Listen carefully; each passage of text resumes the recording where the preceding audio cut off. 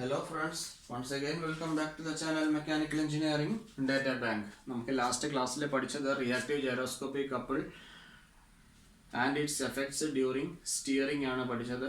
അത് ഷിപ്പ് ആണെങ്കിലും ശരി, അത് എയറോപ്ലെയിൻ ആണെങ്കിലും ശരി, നമ്മളത് പഠിച്ചു കഴിഞ്ഞു. ഓക്കെ, സിമിലർ എഫക്ട്സ് ആണ് സ്റ്റിയറിങ്ങിൻ്റെ സമയത്ത്.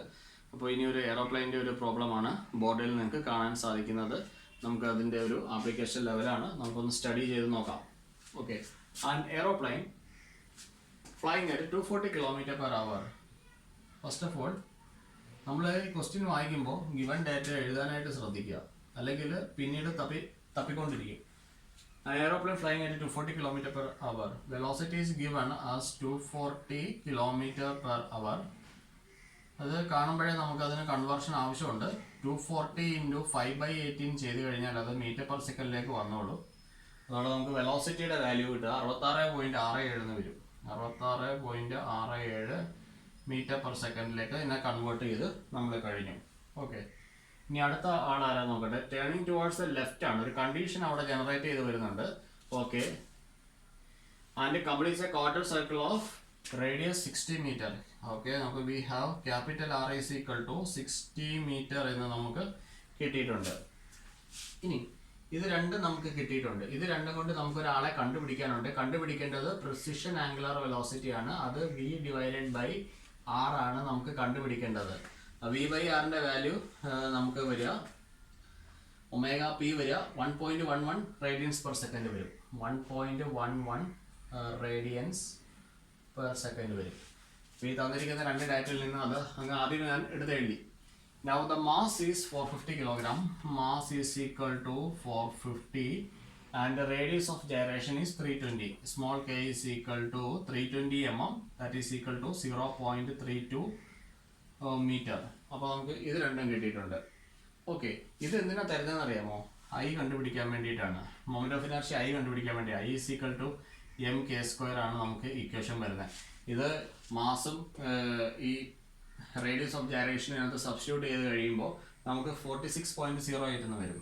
46.08 kg/m² എന്ന് വരും. ഓക്കെ, അപ്പോൾ നമുക്ക് ഗിവൺ ഡാറ്റയിൽ നിന്ന് നമ്മൾ അതും ഫൈൻഡ് ഔട്ട് ചെയ്തിട്ടുണ്ട്. The engine speed is 2000 rpm. അപ്പോൾ നമുക്ക് സ്പീഡ് n തന്നിട്ടുണ്ട്. n is equal to 2000 rpm. ഈ സ്പീഡ് തരുന്നത് നമുക്ക് ആംഗുലർ വെലോസിറ്റി കണ്ടുപിടിക്കാനാണ്. Angular velocity ω is equal to 2π. Spin ആക്സിസിന്റെ ആംഗുലർ വെലോസിറ്റിയെ പറ്റി പറയാം, 2πn/60. പ്രിസിഷൻ ആക്സിസിന്റെ ആംഗുലർ വെലോസിറ്റി നമ്മൾ ω/P V/R വെച്ചിട്ട് കണ്ടുപിടിക്കാം. സ്പിൻ ആക്സിസിന്റെ ആംഗുലർ വെലോസിറ്റി 2πn/60 വെച്ചിട്ട് നമുക്ക് കണ്ടുപിടിക്കാം. ജസ്റ്റ് ഈ n വാല്യൂ നമുക്കൊന്ന് സബ്സ്റ്റിറ്റ്യൂട്ട് ചെയ്താൽ മതി. ഒമേഗയുടെ വാല്യൂ 209.4 എന്ന് വരും.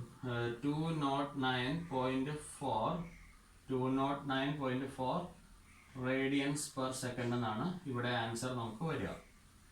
ഇനി എന്തൊക്കെയാണ് തന്നിട്ടുള്ളത്?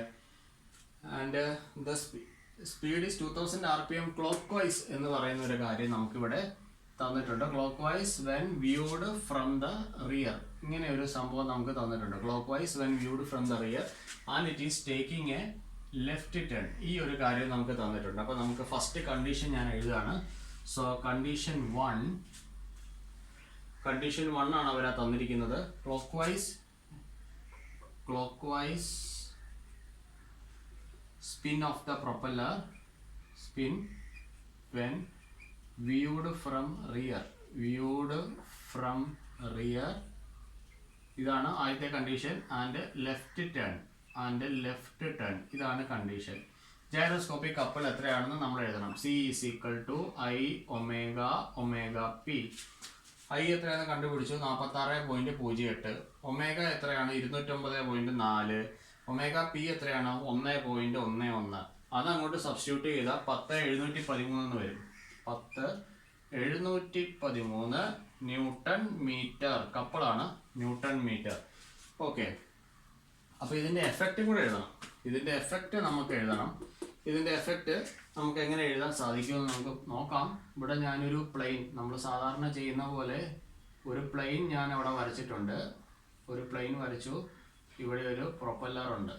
ക്വസ്റ്റ്യൻ പറഞ്ഞിരിക്കുന്നത് എന്താണ്? Clock vice spin when viewed from the rear എന്നാണ് പറഞ്ഞിരിക്കുന്നത്. അതുകൊണ്ട് ഞാൻ പുറകോട്ട് പോയി, എയറോപ്ലെയിനിൻ്റെ പിൻഭാഗത്ത് പോയിട്ട് ഞാൻ നോക്കാൻ പോവാണ്. ഇവിടുന്ന് ഞാൻ നോക്കാൻ പോവാണ്. ഇവിടുന്ന് നോക്കിയപ്പോൾ ഇവിടുന്ന് ഞാൻ നോക്കിയപ്പോൾ അവർ പറയുന്നത് എന്താണ് പറയുന്നത്, ക്ലോക്ക് വൈസ് സ്പിൻ എന്നാണ് പറയുന്നത്.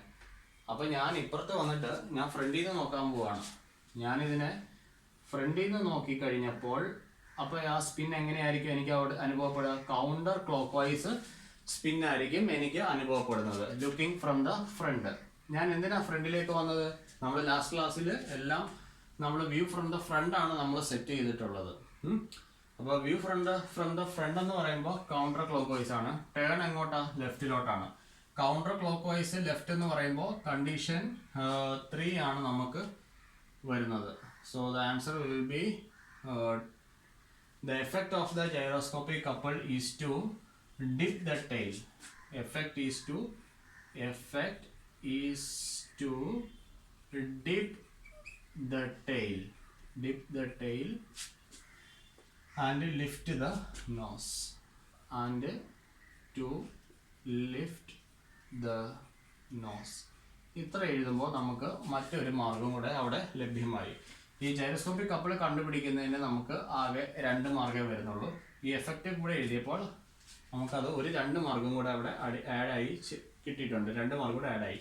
ഇനി നമുക്ക് സെക്കൻഡ് കണ്ടീഷൻ എന്ന് പറയുന്നത് ക്ലോക്ക് വൈസ് സ്പിൻ തന്നെയാണ്.